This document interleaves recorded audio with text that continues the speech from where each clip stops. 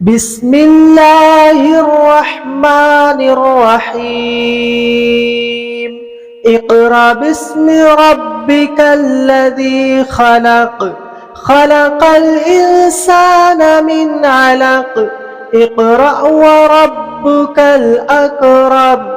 الذي علم بالقلم علم الإنسان ما لم يعلم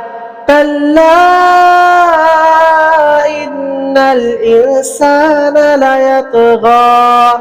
أن رآه استغنى إن إلى ربك الرجعى أرأيت الذي ينهى عبدا إذا صلى أرأيت إن كان على الهدى أو أمر بالتقوى أرأيت إذ كذب وتولى ألم يعلم بأن الله يرى كلا لئن لم ينتهي لنسفعا بالناصية